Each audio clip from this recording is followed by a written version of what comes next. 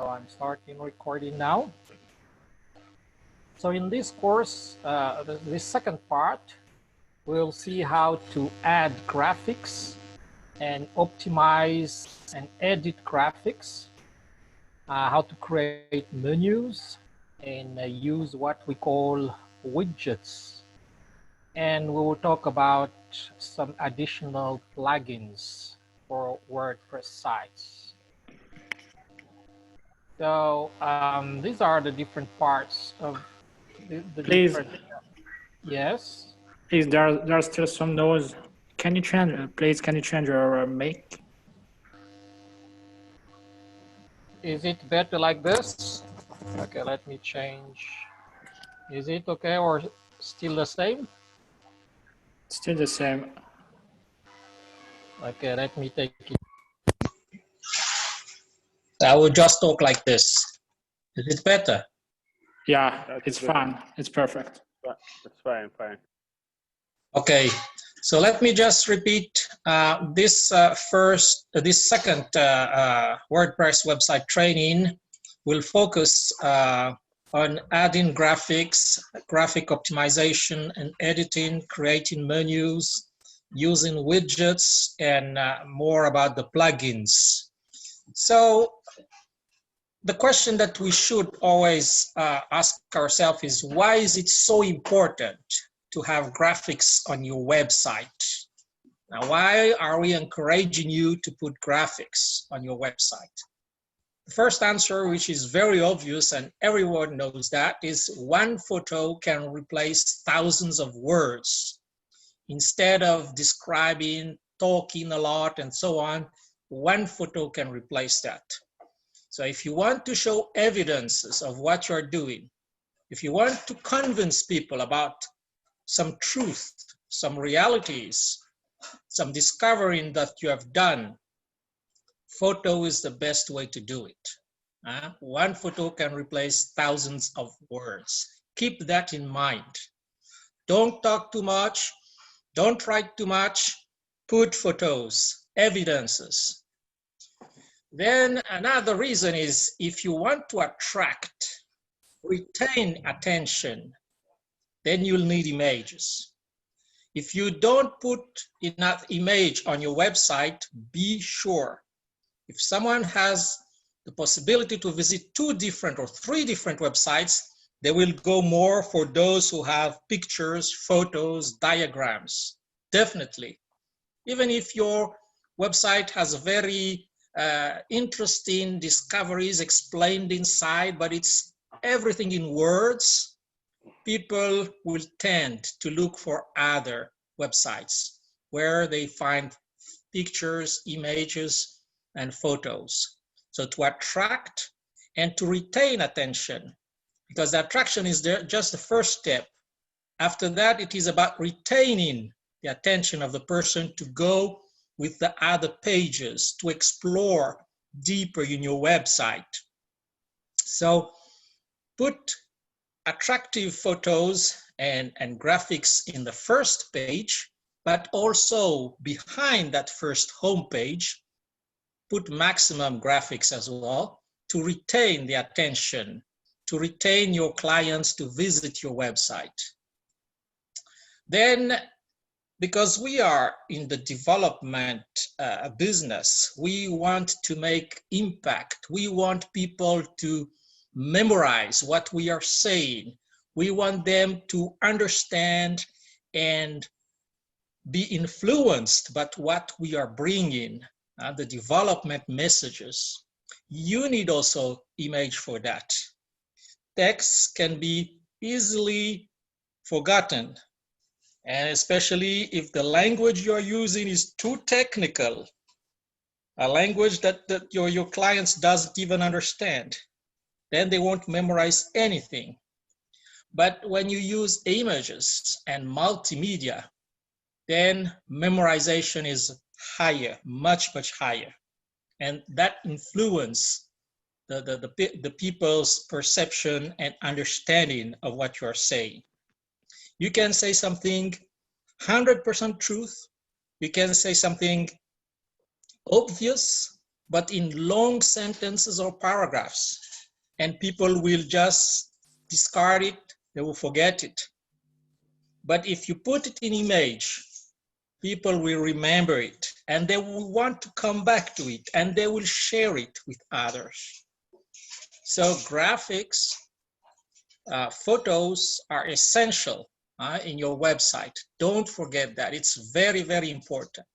Don't do the mistakes that some people do to write very nice text, but not enough graphics. Sometimes just the graphics are the call for people to start looking at your website, and then they start reading. So how and where do you add graphics? So there are different places where you can add the graphics. Inside your posts. So we've seen last time what is a post and also what is a page. So inside posts and pages, you can add graphics. And you can also add what we call a feature image. We will see that later.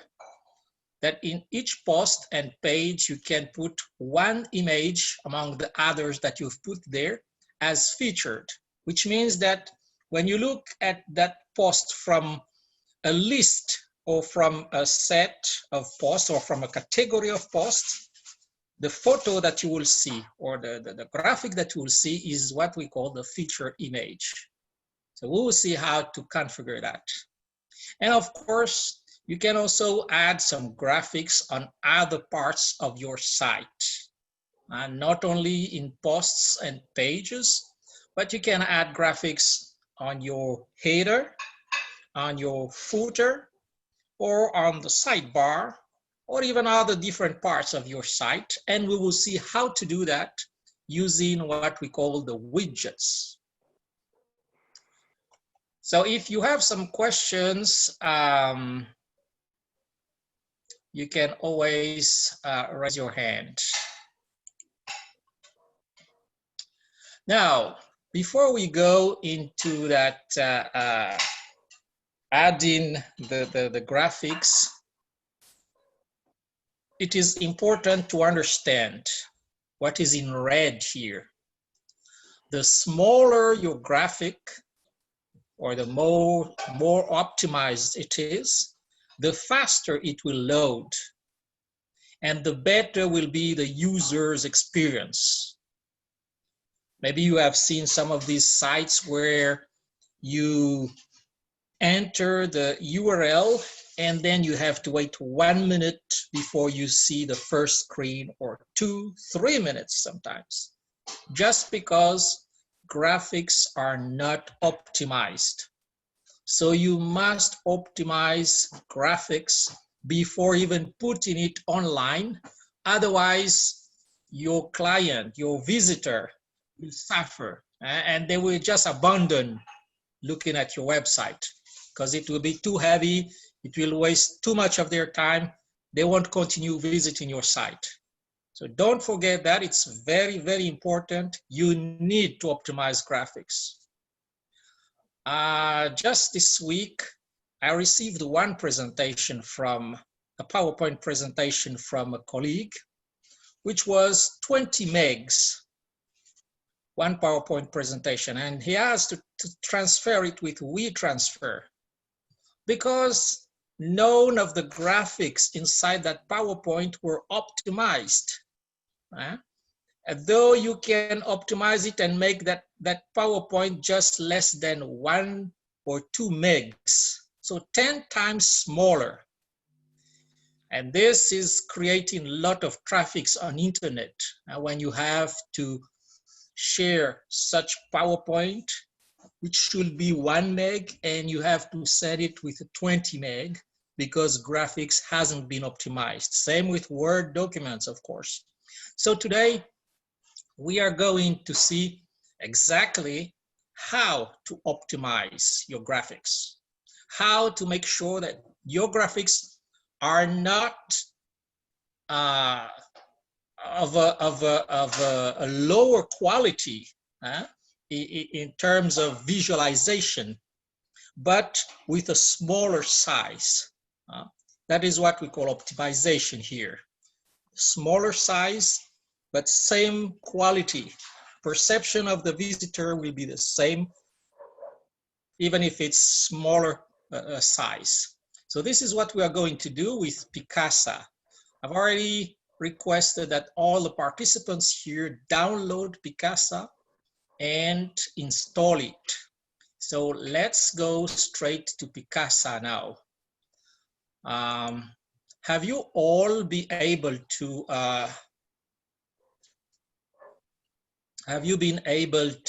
download the Picasa, by the way? Who hasn't been able? Because I'm moving there now. I have it. Okay. So everyone has Picasa then, eh? So let me, please open your Picasa now. Just open the Picasa and I will share my screen soon, very soon.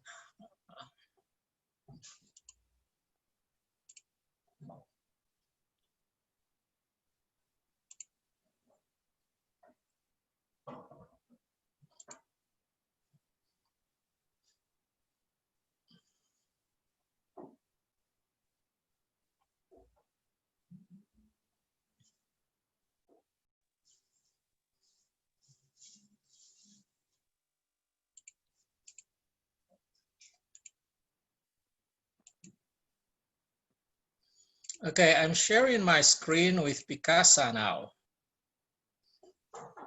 Do you see my screen? Yes. Yes, so this is how it should appear from your side. If Picasa is searching your hard drive for all the graphics that you have on your hard drive, then just go to Tools. For me, it's in French here, but instead of outils, you'll have Tools and Gestionnaire de dossier or directory management or something like that. Just go here, and when you click that, you will have all the directories from your drive. And you can specify which directory you want to modify or you want to use for this this work, this graphical management work. So if you want your hard drive to scan everything, then for instance, I put my office here, my desktop, and I put analyze, always analyze or analyze once. So if I put like this and I say, okay, immediately you will see that here, my hard drive is scanned and Picasa is looking everywhere. Even the photos that you don't even want people to see, they will be scanned and put here. If you want to stop that, what you have to do is go to Tools and just define which directory you want Picasa to look in. If you don't want Picasa to look at everything, just cross it. Erase it from the list. Then you don't have anything. Okay. So this is just a practical manipulation you should know to avoid wasting time. Now, coming back to our main practical thing. So this is the Picasa. You have here this screen, and we are going to optimize some photos. For me, I'm going to look inside my drive. Everybody sees my Picasa now, huh?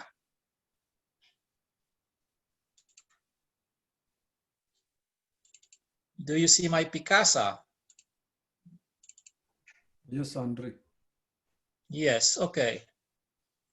So now I'm going to put some graphics there. Yeah, let me look from here. So I just drag the graphic and it is there. From one directory, I just drop it here. This is a graphic that you might have seen somewhere already. This is the digitization of extension approach using smartphones now. So this graphic has been taken in the evening, in the afternoon, and we want to improve some aspect of this graphic. The first thing is, for instance, I feel that there's too much trees here, and I want to frame it and to be smaller. So for that, I need to go to this menu here. This is, in French, it's recadrer. Let me try to change this in English first, because I think there are more English people who are talking English here. Where do I change that? Okay, so English.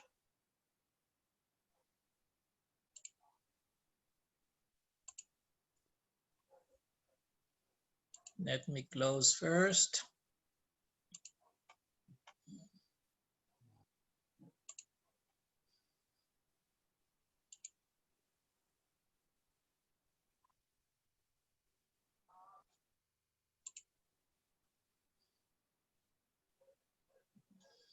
Yes, now it is in, let me share it again. Okay, so now it is in English. So this is the photo I was talking about, and I want to crop or to reframe this photo. I just go to crop here, and there is manual or different ratios here. I'll do manual cropping, and I just put my cursor at the top right side, top left side. I drag it like this, and if I don't want to put that guy on the right side in the frame, I just stop here, for instance. And then I release my mouse. So this is the graphic that I want to use. So when I'm done with that, I can just say apply. And this is the new picture, the new photo I have. So that is what we call cropping. With cropping, you can do a lot of things. You can just select one part of the graphic, of the photo, and so on. Then you have other functionalities here. Maybe one of the most important also is straighten. This sometimes you take pictures, but you were sleeping or you were not in very good position when you took the picture, so you need to change the angle. As you see, you can rotate, kind of rotate the angle so that this guy, the trainer, is more vertical instead of the original one like this. Maybe when you took this one, there was a tree just behind you, so you had to take a different angle. But you can rectify it here, so that you have the appropriate angle. And when you're done with that, you just say apply. And that's it. You got a new picture with another angle. Then red eye. Sometimes you will take picture during the night or in the very late in the evening, and then you see that all the people in the picture have red eyes. What you can do is use red eye and just bring the red eye on the people's eyes, and you will see that it will become normal eyes, not red anymore. That is what we do with red eye. And I will let you visit some of these, but maybe one of the important one is this light aspect. We want this picture to be more vivid, sometimes more with better light, filled with light. So you can also change, of course, not too much, but something better for you. And you can also change the contrast and so on, or also change the color and so on. So for this light, there's another possibility to do that. You just go here. So instead of this menu, you change the tab, and here you can even have more functionalities. You just need to test it, to try it, to see how it changes. Even the color temperature. If you want this photo to be a bit cold, then you can change it like this. If you want it to be warm, then you can change it the other side. Now, these are some of the functionalities of this Picasa, which are which is a very simple but powerful tool. Now, there are more and more functionalities here. As you can see, you can sharpen the photos. This is very different from this. Here you see it's a bit, it's not as sharp as this. Here it's very clear. And don't forget, of course, when you finish doing the editing or adding the effect, you will always have to apply. And don't forget to apply here. And there are many, many other options here that you can check. If you want it to be very yellow, then you check that one. If you want it to be with some focus, you want this person to be the focus, then you just put the cursor there. If you want the trainer to be the focus or anything else, you can change the focus like that. You can increase the size of the focus, the amount, and so on. So these are very powerful functionalities of this Picasa that very few people know and use, by the way. People sometimes tend to spend a lot of money with Photoshop or use Photoshop and waste a lot of time instead of just using this very easy and free. This is a free tool, by the way. And you can, of course, continue testing with all these other functionalities here, or editing, formatting tools. But the most important, as we said, is framing with recrop, straighten, and the color, the color and the light, the brightness and the contrast here. These are the most important.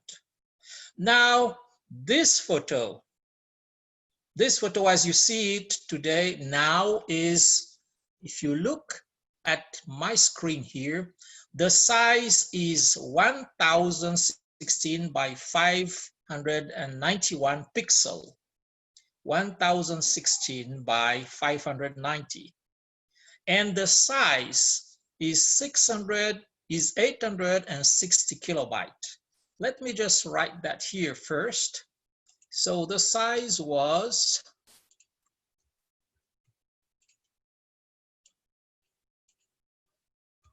because you really need to see the difference. The size was 1000 by about 600, and the size was 860 kilobyte. So this is The pixel is the size, the graphical size of the picture, and this is the weight when you transfer it by internet. So what you should know, do you see this PowerPoint first? Am I sharing the right screen? No, we don't. We don't see it. Oh, You're still sharing Picasa screen. okay, let me change the screen. And now, do you see it? Do you see a PowerPoint? Yeah, Yes, yeah, I the see it right PowerPoint. now. Okay, so you see a PowerPoint and Picasa behind, eh? Yes. Okay, so what I was trying to explain is that this Picasa graphic, when you look here, the size in pixels and in kilobyte are quite heavy. This is the size that we have actually. This is what we have. Now, if you put this graphic on your website, nobody will wait for that, unless, of course, they are somewhere in the States or in northern part of Europe, where the internet is so fast they don't even see it. But if you are in Africa or in other parts of the world where the internet is fairly good, nobody will wait for this to load. They will just skip it and go to somewhere else. The first thing that you should remember is the graphic you put on your screen doesn't need to be so large. The size of your screen, if you look at it, should be something generally it will be 1.3 by maybe 750, let's say. This is the size of your full screen.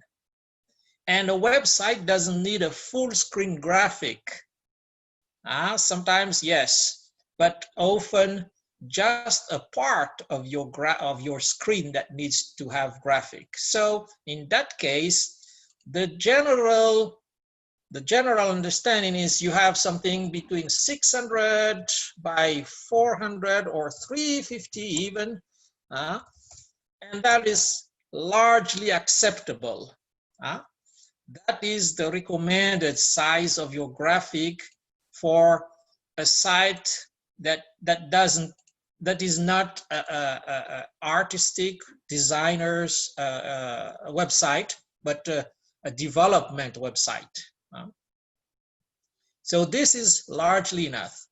Almost half of this. No, not really half.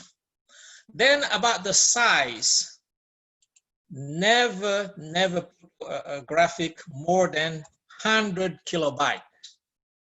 That is already too much, too much. The best is to have something below 50 kilobyte. If you can have a website, if you can have your graphics below 50 kilobyte, that is the best, because that can be loaded in 1 second normally, even in fairly good internet. So let's see how we do that now with Picasa, because our idea is to use Picasa to optimize graphics. This is 1000 by almost 600. So how do we change that? Now we are going to export. Just below your graphic, there is something called export here. Click on export. And from here, you'll see that there is pixel here, pixels. You can change the size of this pixel to 640. Right? If you want it to be, when people zoom it, that it is big enough, yeah, you can keep it 800. If you even want it to be bigger than 1000 pixels. But as I said, 640 is largely enough for a development website. So This is the first optimization you have to do. The second optimization is looking at the image quality. If you look at the image quality, you can put it normal, you can put it maximum, which is the heaviest, and you can put it minimum with the risk that the quality is not good. So what I recommend is you customize the quality, and you can try these different quality customization. The general normal quality, acceptable quality, minimum acceptable quality will be around 40 and 50. In general, people won't see the difference between a high quality and a 40 to 50 image quality. So let's try that. I'll put it at 40 now. And as you can see here, maybe you want to take some time and check somewhere about this add marks, because you can put some watermarks on your screen, on your graphic. For instance, if I want to have AFAS copyright at the bottom here, I can just add that AFAS copyright. I'm not going to do that for now, but I'm exporting directly, and here the directory where I'm putting it is here. Because no, let me put it somewhere else, otherwise it will be difficult to find it. So okay, exercise, and I'm exporting it. So it's sent somewhere here now in my directory. If I look at it, you will see on my screen that the dimensions are 640 by 373, and the size is just 55 kilobytes. So let me write that now. So the new graphic I have is 55, and it's 4,000 by 373. This is what I have now.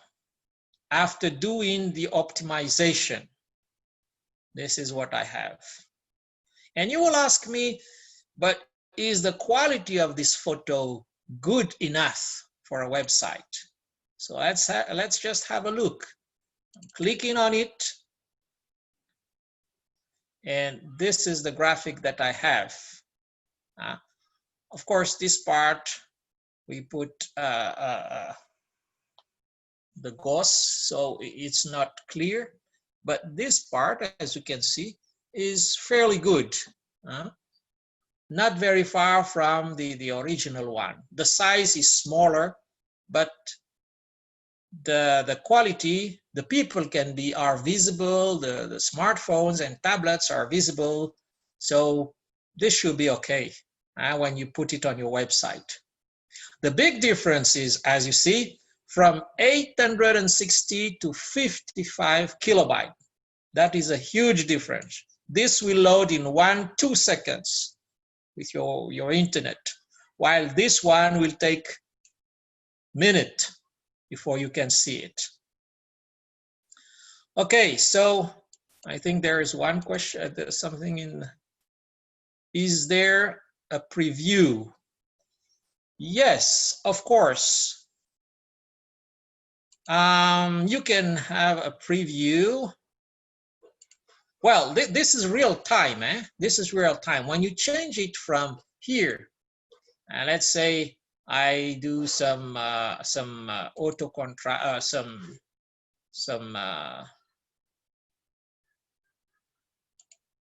if I take one effect, I'm adding the heat vision, then immediately it changes here. This is the preview. What you see is what you get with the file after. There's no need to change anything. It's already what you get here. That is the preview.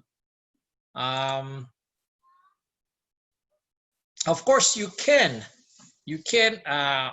undo something that you have changed. I think it's here. Yes. No, it's not this. Edit.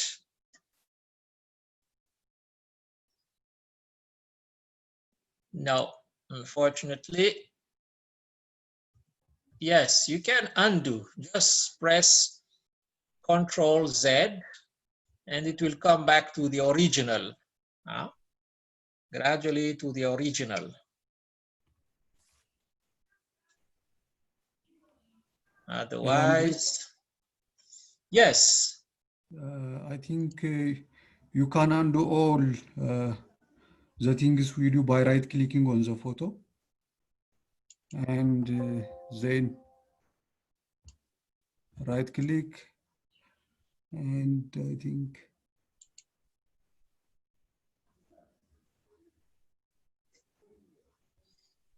undo all edits. Where is that undo?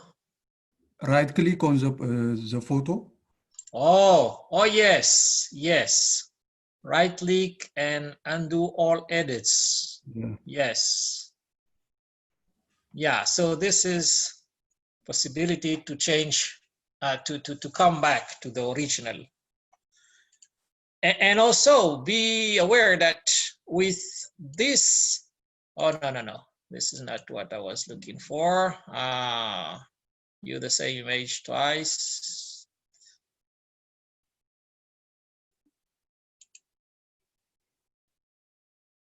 No, I was thinking that we can have a comparative. Yes, we can have a comparative, the previous and the new one. Yeah. So yeah, not to waste too much time, this tool is a very powerful one. As you have seen, it has all the main functionalities you need when you want to edit a photo. You can reframe or crop your photo. You can readjust the angle and the rotation of your photo. In case you took a photo with red eyes, you can rectify that. You can enhance the contrast, enhance the lights, put some text even, and different effects that you different effects that you can use here. Take some time to practice, to work on it, because there are so many possibilities. And as we said, you have to repeat, do the same thing and repeat again and again to see all the possibilities that it offers. If you don't do that, if you don't do that, of course, you will always have you waste your time and you will lose some opportunities to improve your website. Okay, there's a question, where can we compare before and after? I believe you can do that. I haven't explored that exactly. I can look at it and we will see. I will show later. Is this able to do that?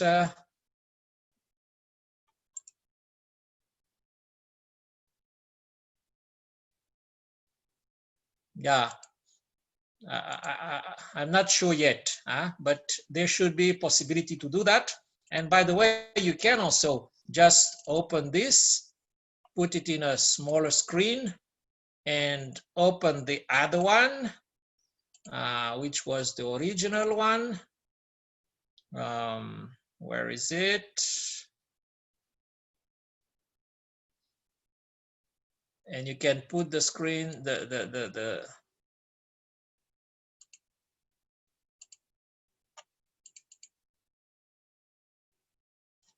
oops. So this was the initial, no, this was the initial. Then this is the one when we added some effect on it and we reduced also the frame. Okay.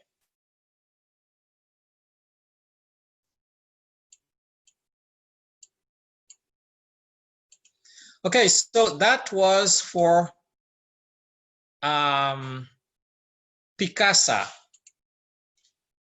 Can you try that? Or have you already tried? And in the next 3 minutes, can you share your screen on graphics that you have optimized? I will stop sharing mine. And please, the first one who has finished, if you can share your screen, your graphic, optimized graphic, what is the size? What is the weight of your graphic?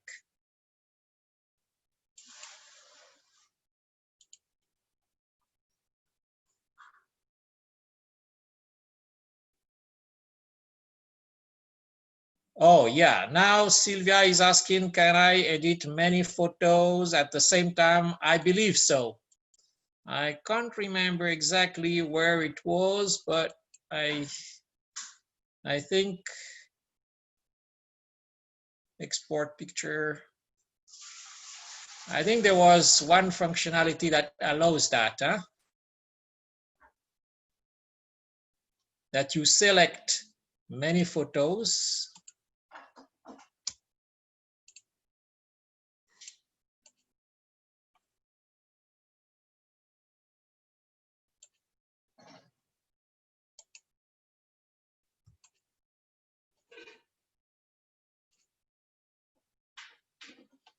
Yeah, okay, let me show.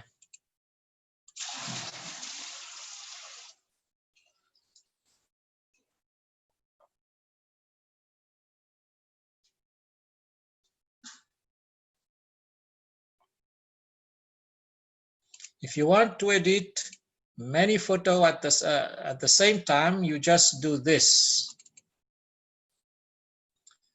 Let's say this is one photo you want to edit, and this is another one, and this is another one. No, you can take from different. So if these are the two photos that are selected, you see it is selected here, you can just export these photos at the same time with the customized image quality and the sizes. So it is possible to do that.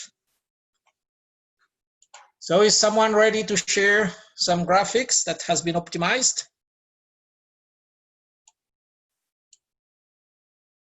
Just go ahead and share it.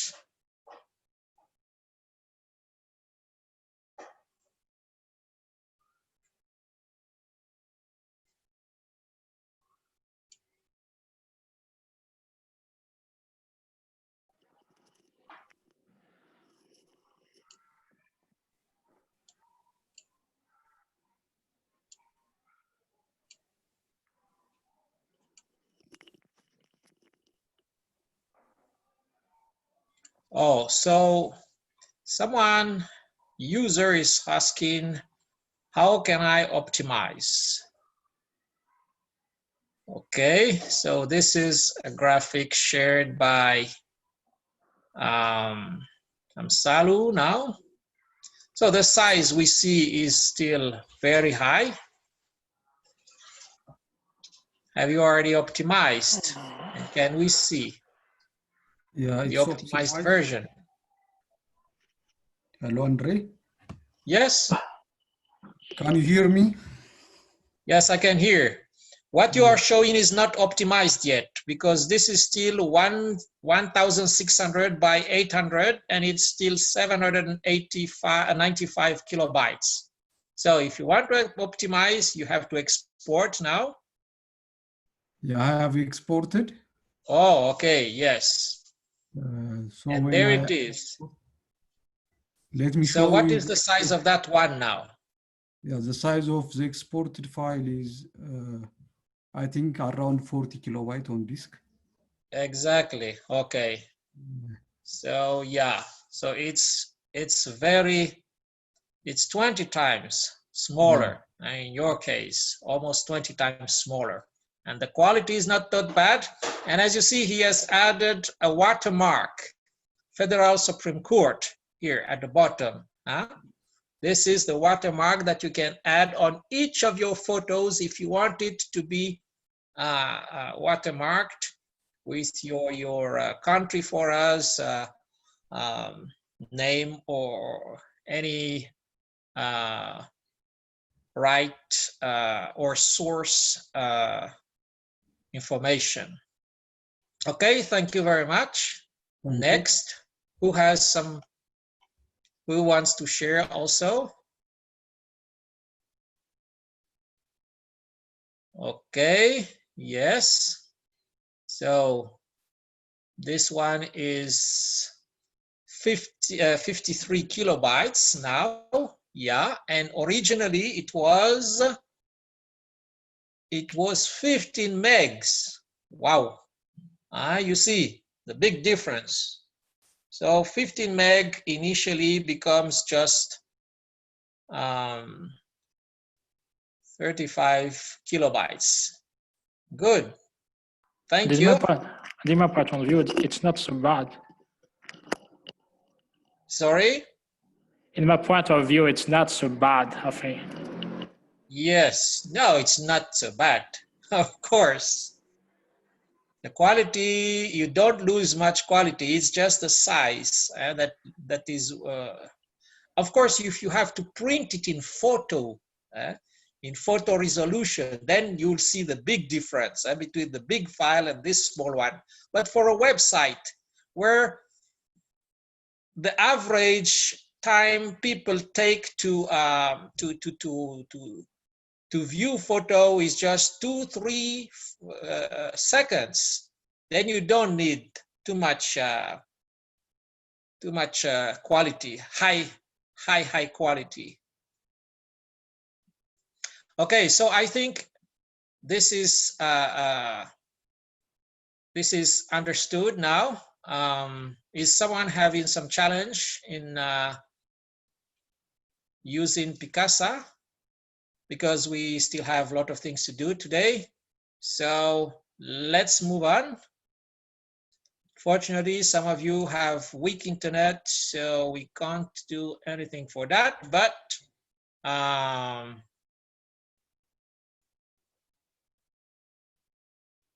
okay, let me just check your messages. Yes. Okay, so let's continue the course now.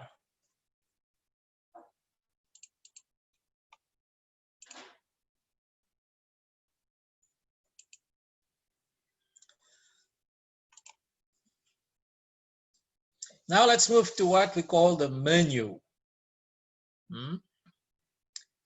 Question, please, you can close Picasa now, because this is again another part of the course which is very important and you need to follow. You will have time, plenty of time to use Picasa later, just after this course in future. So let's see, how do we use and where do we use menus? So menus can be put in the header of your website, or on the sidebar of your website, or in the footer of your website. It can be used on very dedicated space or using widgets. Widgets, we will see what it is, but I'm continuing to announce that we are going to use widgets. So menus can be manipulated and placed in different parts of your website, and even in very dedicated space and in more free places like widgets. How do we do that? So let's go straight to our website, the website that we have already, the exercise website that we have created. And by the way, if I look at the websites that we have created last time, it seems that some of you has done some exercise. Okay, here, Elizabeth, has done 1, 2. Oh, only two posts. Then on this one, oh, exercise 2, nobody has done anything on exercise 2. So this is the lazy group then. Then on exercise 3, let's see, there are 1, 2 posts.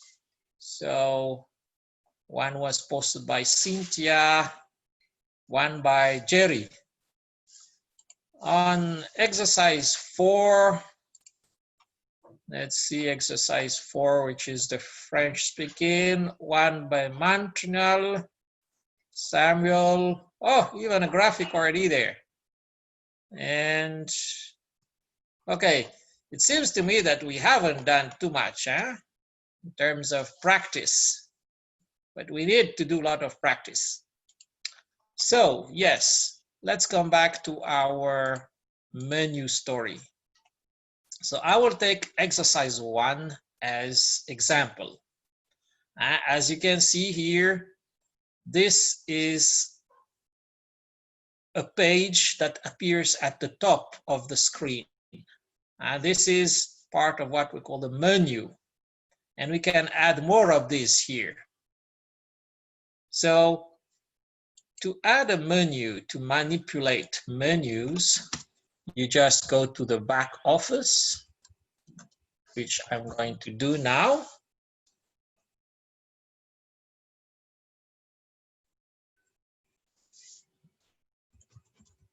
I hope I remember the password.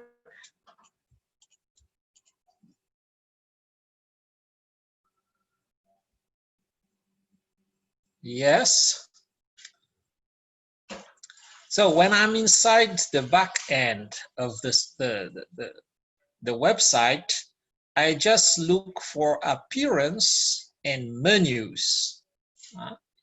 This is where we can change the menu, where we can add some menus. So I click on menus here, and this is what I get. So what I see here at the first place is, obviously, it doesn't talk too much, but I need to create what we call a main menu. So this is the name of the menu, and I will have as many menu as I want after, because I can change the menus. So the main menu will be the main one that I create, just create it. You have to create that. And then from there, you can add the pages that you have in your website, in your back end. For instance, there is one page here called sample page, but you can also add posts. If you click here on posts, there are 1, 2, 3 posts here, and I will just add the 2. So I select the posts that I want to be visible on the menu, and I do add menu. After clicking the add menu, I need to save that menu. I need to save it. So now in the main menu, you have these 2 posts. If I look here, and let's check, is it already there? Does it appear there? No, it doesn't appear for now. Why? Because we haven't selected where should main menu appear. It exists, but we haven't selected the location of the main menu. So to select the location of the main menu, you go here. After the edit menu, you have manage locations. And from here, you have the possibility now to put the menu in different parts of your screen. So it can be on desktop horizontal menu, and you select main menu, or desktop expanded menu, main menu, or even on mobile menu also. Sometimes you want to see your website using mobile. So you specify also, or you want to see it on the footer menu. These are the different places. So this is the horizontal menu, this is the expanded menu, this is the mobile menu, and this is the footer menu. I don't want to put it in the footer menu, but if people look at my site from a mobile phone, I want it to be seen.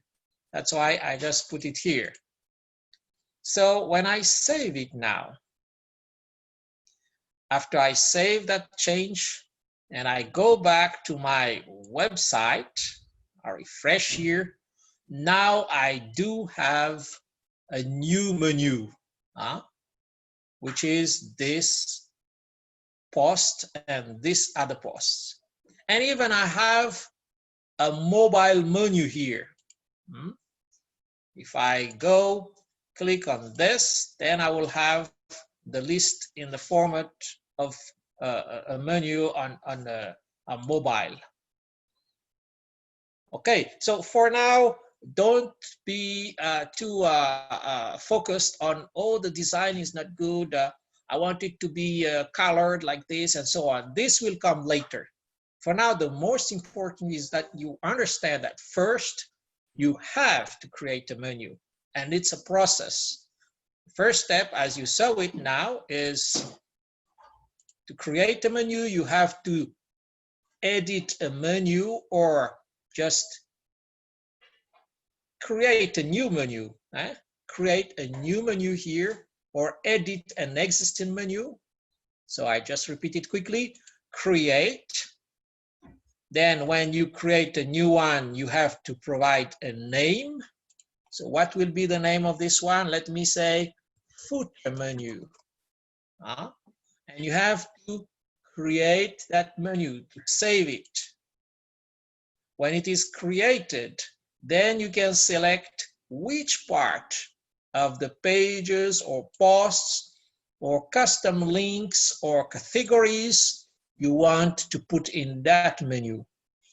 So you just select, for instance, I want this post to be seen there. After you select the content you want to see in the menu, and you can, of course, also have sub-menus. So let me try that. I'm adding a second menu, but this one, I won't leave it. I won't put it as a main menu. It will be a sub-menu. Sorry, my internet seems to be slow.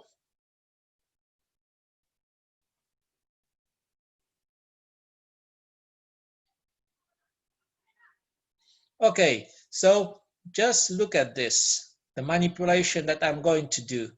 Now I'm dragging this menu on the right side, which is, and when I release it, you see there is a decay here. There's a tab difference, which means this is the main menu and this is a sub menu. If I don't want that, I just bring it back. So any page or post or category can be put as a sub menu.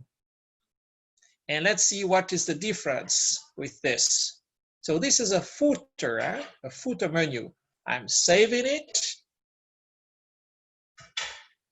After it is saved, I will place it, manage location.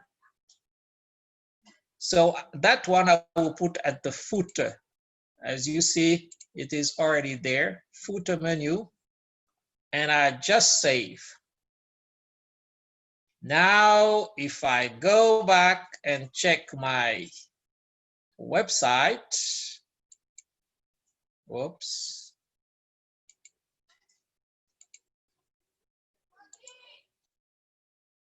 If I check this website again, the main menu is still there, but at the bottom, you will see that, Okay, we don't have anything in the bottom yet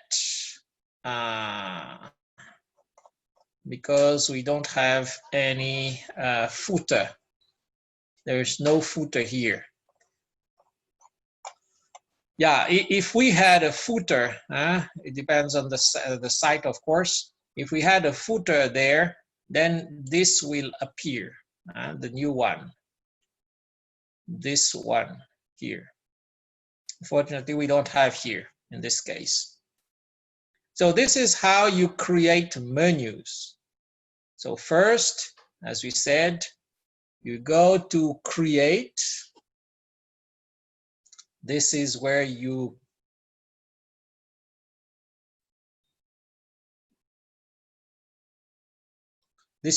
can create a menu. Then after creating the menu, you add page, posts, custom links, or categories. And always don't forget to save. And then after that, you go to manage location.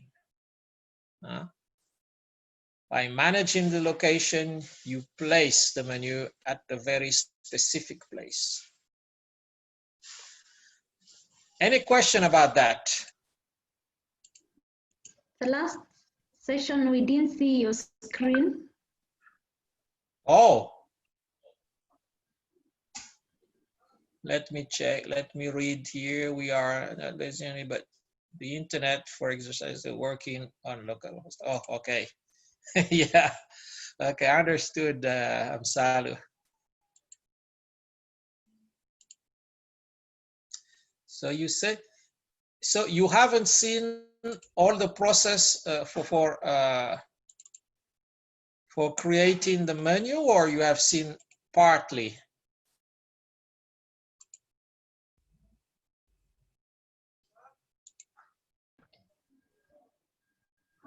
Have you followed here? Have you seen this? Yes, we followed there. The creation, you followed. Yeah, the front end. Adding pages, you followed. Yes. Okay. No, then you know, you've seen what we have been doing then. Now you have to practice. The only thing, this is a self-discovery process also. You have to practice, you have to find your way, and when you are really stuck, then you call for help. I'll be there. I will always send a message, maybe sometimes after 4 hours, but I will respond. So I'll encourage everyone now to practice creating menus. Just try it. Try to put the menus at the right place. Create pages, create posts, and add it somewhere on your menu, on your web page, website. So now we have to move. We have to move to the next topic. So let's talk about, after the menus, let's talk about the widgets. Now, what are widgets? How we use that and where do we use it? So widgets are used to place information or functionalities on very specific location on your site. Usually it will be on the footer or on the sidebar, or sometimes also in the header or inside posts and art pages. So the concept is quite complicated and abstract, but let's just do it in practice. So how do you manipulate widgets, and how do you use widgets? The widget menu is just below in appearance. It's just above menu. And when you click on widgets, you'll see that there are specific places. One is called footer 1. Here it's called footer 2. and available widgets for these different places. So it all depends on your template. You remember the template or the theme yesterday. If your theme allows, you can put widgets on the footers. So here, footer 1 will be the one in the left side, and footer 2 will be on the right side. But all themes are not the same. In some themes, you will have different places where you can also put some widget. Now, for instance, let's take this one. So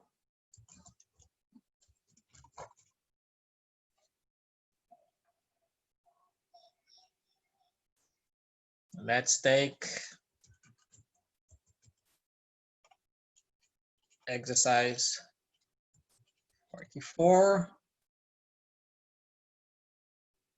So if we go to appearance and widgets, I wonder which parts of the website have widget locations. Oh, even on that one also we have the same. Now we have on footer 1 and footer 2. Okay, so but just keep in mind that it depends on the template or on the themes. For different themes, you have more spaces where you can put widget. So what is a widget? As you can see here, these are different functionalities and some additional. These are different spaces where we add widgets, and I can take out the widgets just by doing like this. Just by dragging and putting it there, I can bring the widgets. So in this case, the search widget will be in the footer 1. And let's say I want to show a navigation menu. I just bring this navigation menu here on footer 2. So navigation menu, I select footer menu here and I save. So now on the website, the front end, I will have search on one side and the navigation menu on the other side of the footer. Let's have a look here. So if you go at the bottom, now you see this is the footer. One part is here. You have research, and one part is here. And what you see here is the first menu and a sub menu. And this is a sub menu. You remember we put it in a hierarchical order. So this is what we get from the widget manipulation. The search and the navigation menu with footer. Now, if let's say I want to put main menu here instead of footer menu, the appearance will be different. It won't be like this anymore. They are in the same level. So I'm refreshing the screen, and now you'll see that this has moved. The menus are different. Okay, so back to our widgets. There are different widgets. As you can see here, you can put archives, you can put audios, you can put calendar, you can put category, you can put even gallery, You can put custom HTML, images. You can use different widgets, and these are all widgets functionalities, and put it in a specific place that is available. The stronger is your team, and the most powerful is your team, the more you have spaces here where you can put these different functionalities or widgets. So when you choose your team, be very careful to use the best team so that you can put as much widget as you want. For instance, yes, I think we should use this one, exercise 3. This one has much more space.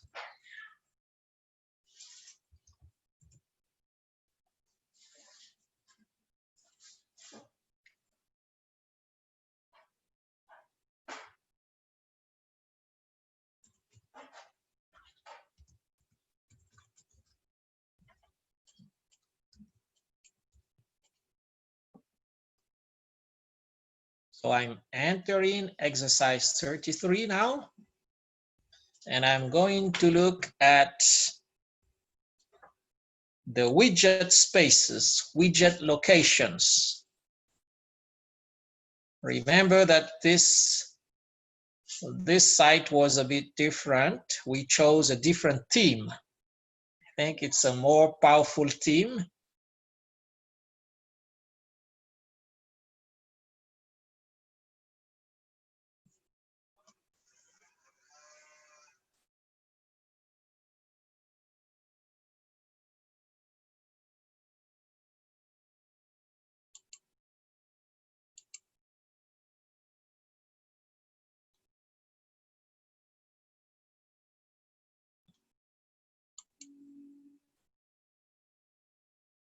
Sorry, it takes more time than usual.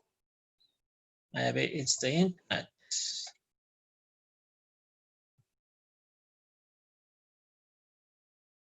Okay, there it is. So as you can see, in this theme, you have 1, 2, 3, 4, 5, 6, 7, 8 spaces, locations where you can put different widgets. So one location is called off canvas widget.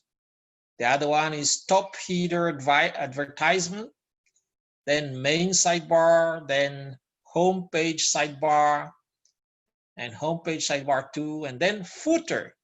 And on the footer, you have 3 columns. It's not 2 like the previous one, it's 3 columns.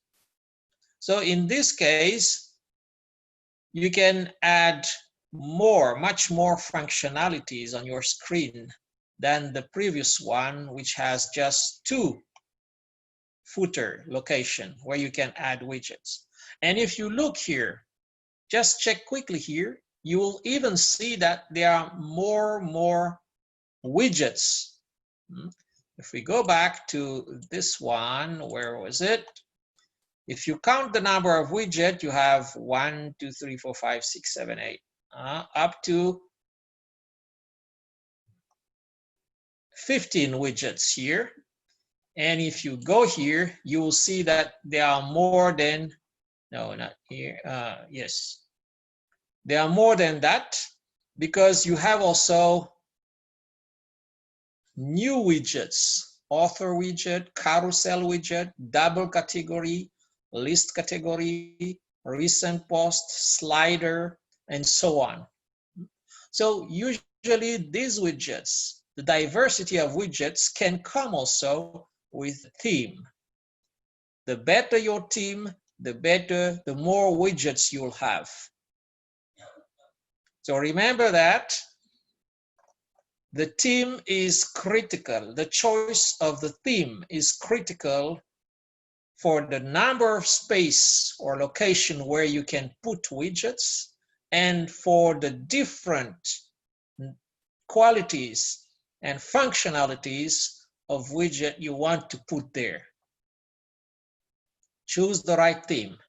Take some time to choose the right theme. And of course, also you can even purchase some theme, the premium themes that have much more functionalities. And some of them also are very flexible.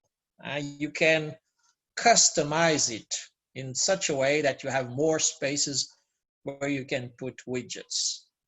So any question about the widget? As I said, it was abstract. You have to try it. You must try that because it's a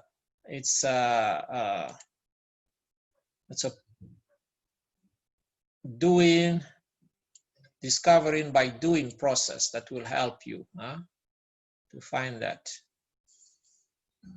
Okay, the chat box, let me see if there's some comment.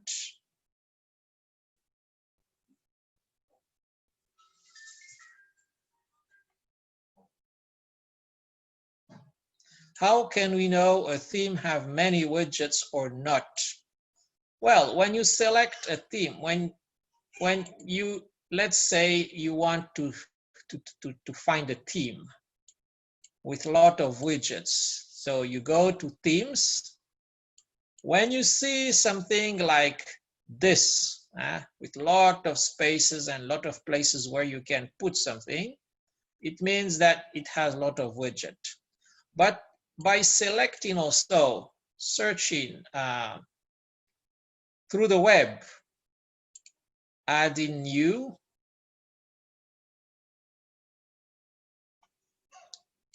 you can also try an widget.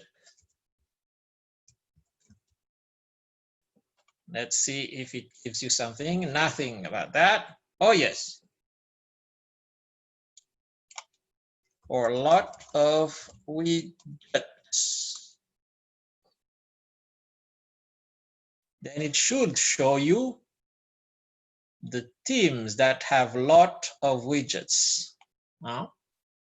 These are those who have a lot of widgets. But you can also do a search on Google. WordPress theme with lots of widgets.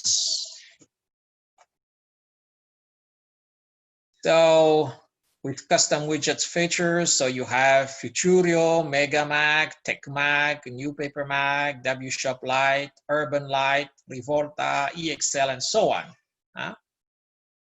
Don't forget that all the questions that you want to ask, Google has already anticipated the answer. So just ask Google.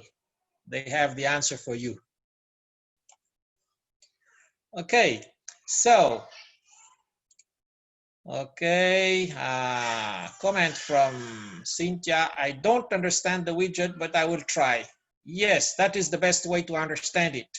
Just try it. Select some good themes and then try it. And another one, can we edit our theme from A to Z and add manually all of the functionalities as widgets placement that we may need? Yes, you can create your theme. If you are a developer, if you know PHP, HTML, CSS, then you can create your theme from scratch. And you can put dedicated space where you want your widgets to appear. But first of all, that will take you a lot of time.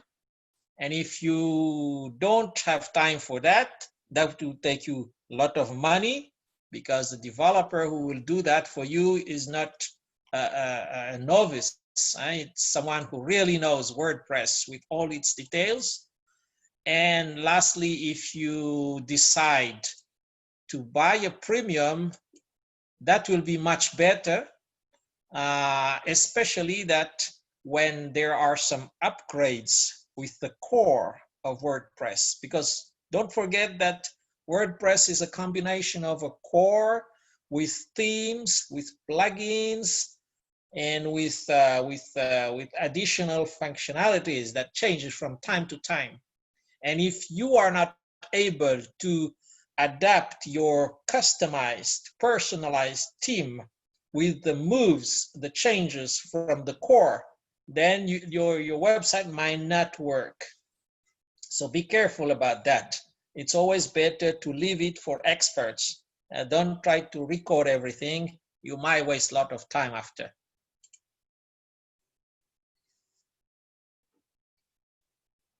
Yes. Okay. So we still have 5 minutes for the last part of today. And as Cynthia said, just experiment, just use it.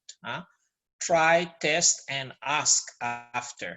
That's what you need to do. And for now, don't be too focused on the very design of the thing. Just think about the functionalities, that it works.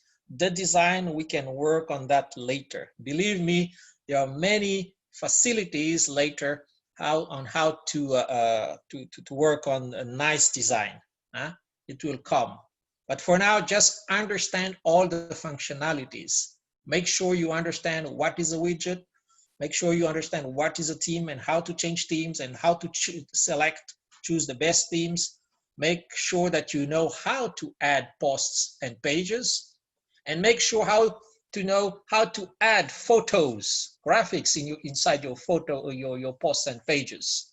We haven't covered that today, although we should, but it's a very straightforward process. You should just try it, and if you don't manage to do it, just let us know. But the last part of today is about the plugins. What are plugins? So let me put this screen like this.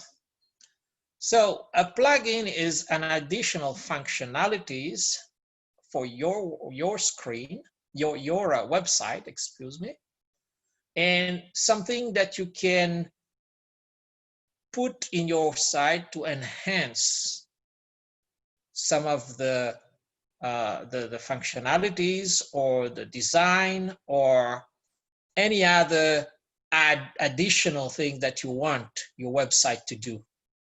These are a few of them. I've selected very few. There are thousands of plugins existing, and some are a repetition of others. Some are just very basics. Some are very complicated. So one of the most important plugin that you must have on your website is the classic editor. For now, because we are not in the game or the easy way business, we are in development business where we have to elaborate content. You better use what we call the classic editor. The actual editor is very different.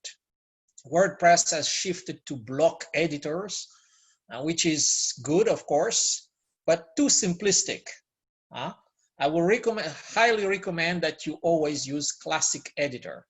Classic editor allows you to add photos, do some editing, some colors and so on inside your text. So this is the first plugin or the first additional functionality you have to put in your core website. Then social media. You can add social media at the bottom of your screen, in the header, or inside your posts and pages, so that people can share whatever you have created in your website. This is also essential. When your website begins to be famous, you need to give the facility for people who are visiting it to share your content very quickly. And the way to do it is to add the social media box at the bottom, and people can, after reading your content, or even before reading it, after reading your title, they can immediately share your content somewhere else on Twitter, on Facebook, on Instagram, and so on. Then the RSS feeds. This we would need it internally in our AFAS community, but also for partners who want to monitor new things from us without having to read newsletter or going from time to time to visit our website.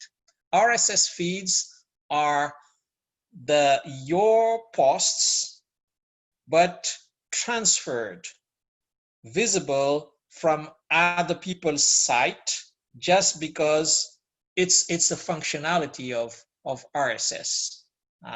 We will explain that more in detail and we'll do more practice about that.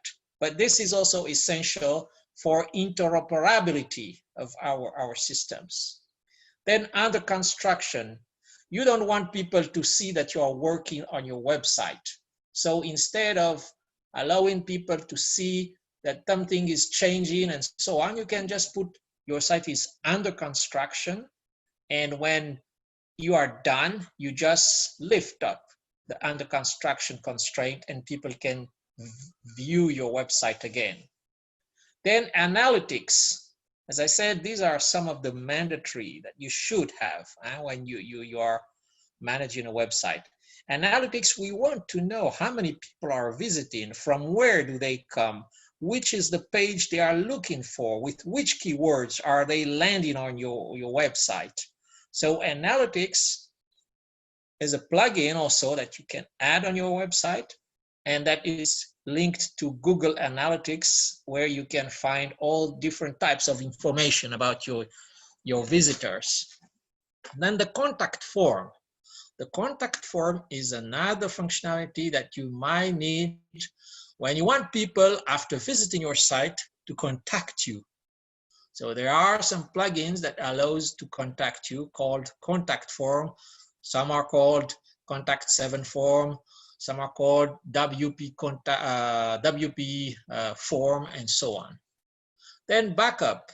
You don't want your website to be lost sometimes after some bad manipulation or virus attacks and so on. So you must use a backup plugins and to do a periodical backup of your site. Photo gallery. As we said, you are collecting photos from your country fora and you want to show it, you want to share it, that you are working, that something is happening in your country, in your country fora, your forum community. So you want to put all the photos in a gallery. It can be organized thematically, it can be organized chronologically, but you want to put photos in a gallery. Then table press. You'll see that WordPress is not a very friendly tool to create tables. If you create a table inside your posts or your pages, it won't be nice. But there's one plugin that allows to create very nice tables that you can insert in your WordPress pages. And that plugin is called TablePress. Then downloads. You want to share many documents, reports, fact sheets, posters, any type of document that you want to share to others. You want to upload it and allow people to just on a button, pressing on a button, be able to download it. And for you also to monitor how many people have downloaded your document. You want people to download it, but you want also yourself to be able to know how many downloads has happened with this document. What are the documents that are most relevant for people? So the download functionalities, download plugin allows you to upload and at the same time also to follow what people are looking for. Then the last one, but this is just because the slide is too small to put more. There are thousands and hundreds of thousands of plugins. Maybe one that we should also use is the Black Studio TinyMC. which is a way of writing something, preparing some content, and adding it in a widget after. The type of content that you can put in Black Studio TinyMC can be graphics, it can be text, it can be anything. And with that one, you can just kind of insert any type of content in different parts of your website using the widgets, because Black Studio creates a widget. Now, to conclude about the plugins, be careful, because there are some conflicting plugins. Sometimes you add one plugin and then you add another one, and the previous one creates error, or it doesn't work, or some of the functionality doesn't work. And these are what we call the conflicting plugins. So you have to be careful. Don't put too much plugins at the same time. Add one by one and test if all the functionalities of the previous website are working. Second thing is be careful about outdated plugins. When you want to download a theme or a plugin, there will always be a mention about the last update and the version of WordPress that it accepts. It has been tested with. So be careful about that, because you might have some very bad surprise if you are using outdated plugins, which is vulnerable or creates conflicts or some problems with your website. Then the last recommendation is be careful about plugins, but because some of them are so heavy, have so many functionalities, that it might slow down your site. Plugins are normally, they follow some norms, some standards, but sometimes they are so complex, they use so many resources that your website will slow down with these plugins. So use minimum plugins you can. You need many functionalities, but don't use too much plugins. Use the minimum you can for the functionalities you are looking for. So that was about the plugins. Where, and this is the end of part 2, where do we add plugins? So let's just go back to this website again. So when you want to add plugins, it is just below appearance, you have plugins here. So when I click on plugins, you will see that I already have some plugins. Akismet, Classic Editor. Classic Editor, I had to add it. Hello Daddy. Hello Daddy is nothing. You can delete that one, of course. But now, if let's say I want to add some under construction plugin, so I just search here. I go here and I do, I add a new one. And you will see that the keyword is under construction. When I add under construction, you will see that there are a minimum of hundreds of under construction plugins there available. This one is an under construction one, this one is another one, this one is another one, and another one, and so on. How do you choose? How do you select the best one? First thing, check the number of likes. This one, you see, it's 400,000 active installations, which means people find it reliable, and from mouth to ears, people just say, okay, use that one, it's the best. Also check it's compatible with your version, and it has been updated very recently, 2 weeks ago. And these are some indicators that helps you decide on which one you're going to use. Sometimes, let me take this one. This one is 6 months ago was updated 6 months ago, and it is untested with your version of WordPress. And there are just 2,000 people who are using it worldwide, which means that it's not that famous. This one, the same thing, 4 months ago, untested, 700 plus active installation.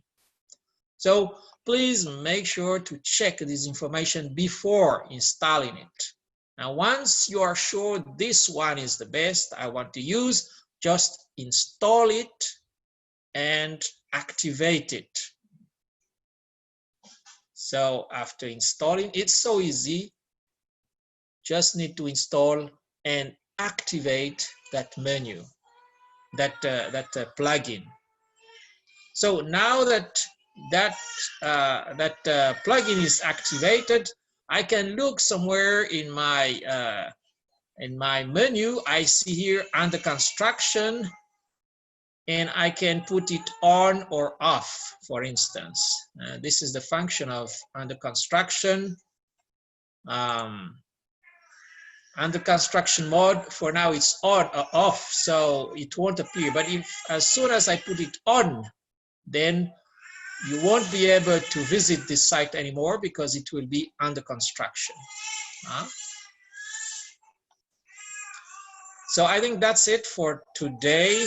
That was for adding plugins. So just a quick summary of what we did. We started with the importance, the question of why we need the graphics in your website, and then where do we put graphics. We haven't done the practice on posting graphics in your posts and pages, but you can try it. Just try it. It's very simple. If some of you have problems, we can see it later. Somewhere at the bottom, on the right bottom side of your posts or your page, you will see the featured image where you can upload the featured image after having optimized it. Then we've seen the practical aspect of Picasa and some recommendation about the size of your graphics.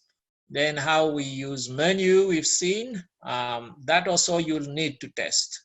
Just do some tests. If you're not happy with the theme that is installed in the exercise, just replace it with other themes. It doesn't harm. Just make sure, check that the theme that you are going to use is not an old one and it's compatible with the WordPress that is installed there. Then the widgets, we've seen how it works, how we can place it. And finally, the plugins. When you create some new functionalities or you install some new plugins in your website, it will bring different new possibilities on the screen, on the main screen, but on the different widget parts, widget locations of your screen also. So I think that's it for today. I'm sure there's a lot to practice. There's a lot. And I don't know, I want to hear reaction from you before closing this. Do you need 1 week to practice, or do you want to continue immediately next week, or do you want more guidance about this these first 2 trainings for next week? So the floor is open. Let me hear from you.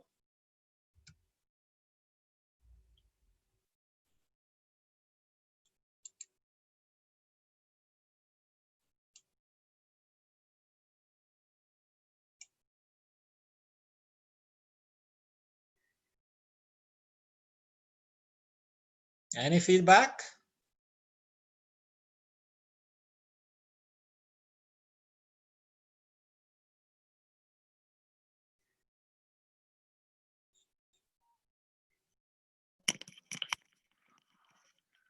think we can practice during this weekend.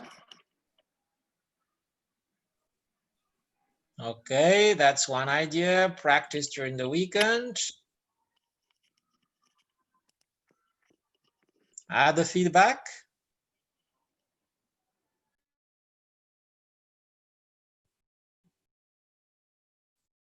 Yes, Cynthia? We can't hear you.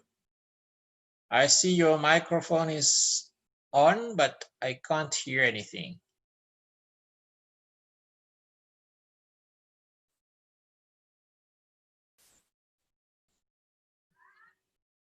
What do you think, Obed? What do you think, Bebel? Yeah, I think we can just continue as planned next week. Yes. So you want us to continue next week. So, and Obed, what do you think? Yes, we can continue next week. I think we can practice over the weekend and finish by next week. Yeah. That will be very good. I see that people want to move fast. So let me send an exercise for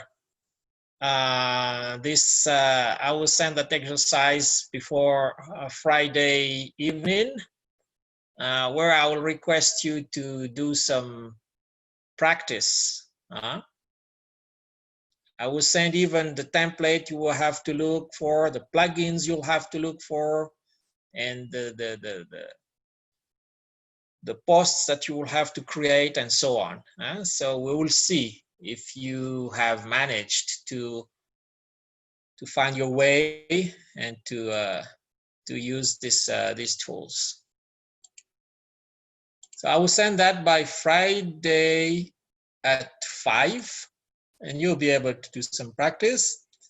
So we'll continue our training on Tuesday. In case we have a general meeting with the focal persons on Tuesday, because normally we should have one now. We have already missed one. So in case we have that for next Tuesday, we'll have maybe 30 minutes with the focal persons or 45 minutes, and then we continue with our trainings. Would that be okay? Okay, I see Cynthia raising her hand again.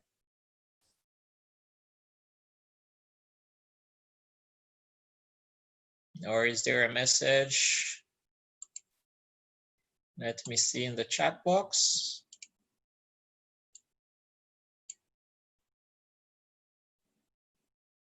Okay, so people want to practice during the weekend and finish by next week.